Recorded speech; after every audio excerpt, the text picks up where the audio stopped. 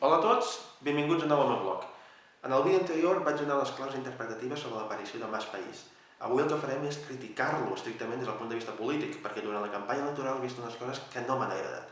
El primer de tot el que hem de fer és situar Mas País, o millor dit, com se situen ells en l'escenari polític. El que fan és una estratègia discursiva de parlar de bloqueig i, per tant, presentar-se com una mena de solució, com una mena de clau de volta a la governabilitat espanyola. El problema és que això no té fonament ni teòric ni pràctic.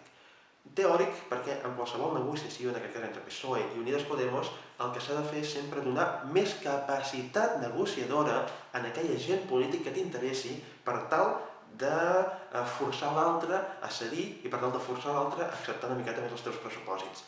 Jo, òbviament, dono per descomptat que el que ens interessa és enfortir Podemos per tal de fer virar el PSOE cap a l'esquerra. Si la situació de relació de forces fos a la inversa, o sigui que Podemos fos el partit gran i PSOE el partit petit, i tampoc arribessin a un acord, jo crec que ningú se li passaria pel cap dir doncs també crearé un altre partit, sinó que veuríem més fàcilment que el que caldria fer és enfortir, per tant, donar més vots a Podemos. En realitat passa el mateix. Passa el mateix, l'únic que Podemos és més petit, i per tant, per això necessita més suport popular perquè el PSOE es vegi obligat a pactar amb Podemos. Des del punt de vista pràctic, per tant, presentar-se com a solució en altres bloqueig tampoc té raó de ser perquè les enquestes auguren en el país 4 diputats. Errejón aspira a tenir-ne 15, però ja ho veurem realment, però de moment n'hi pinten només 4. I per tant, amb 4 diputats jo crec que poca cosa es pot fer. Aquesta estratègia discursiva ha portat també Mas País a criticar, fins i tot a atacar Podemos, la qual cosa crec que ha estat un error i la qual cosa crec que confon una miqueta la situació política. Per una banda, l'eslògan general de campanya és si estàs fart del mateix, vota diferent. I per tant, vota Mas País. Què fa això? Això el que fa és col·locar Podemos al mateix paquet que la resta de partits i interpretar que Podemos és un partit, fins i tot podríem dir de la casta, utilitzant el llenguatge antic, i és un partit que sempre ha estat fent el mateix durant la seva vida. El problema és que Podemos té que són 5 anys de vida. I per tant, estar al mateix nivell que el PSOE o el PP ho veig bastant difícil.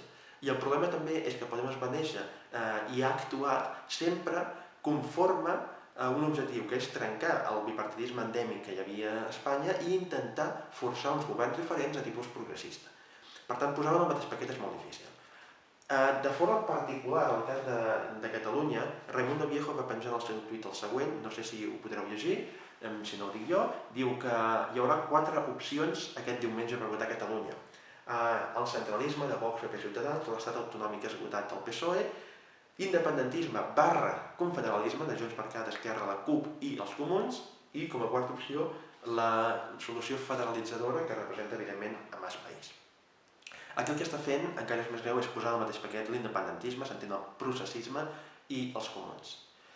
Val a dir, això també convé notar-ho, que potser si els comuns deixessin ja de banda la qüestió nacional, doncs això no donaria tant de peu als comentaris com els que ha fet en Raimundo. Això també s'ha d'observar. Però en tot cas, òbviament, això és una solució molt forçada. I ho és perquè plantejar que tu ets el vot diferent perquè els altres sempre fan el mateix, t'obliga a interpretar que els comuns estan al mateix nivell que els independentistes. I amb la qual cosa forces la situació, en la qual cosa no atens a la realitat i no atens a la veritat perquè, evidentment,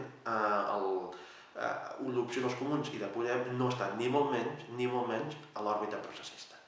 Bé, doncs jo crec que aquestes consideracions discursives i aquest atac que ha fet Mas País crec que és una cosa que s'ha de tenir en compte ara quan votem avui.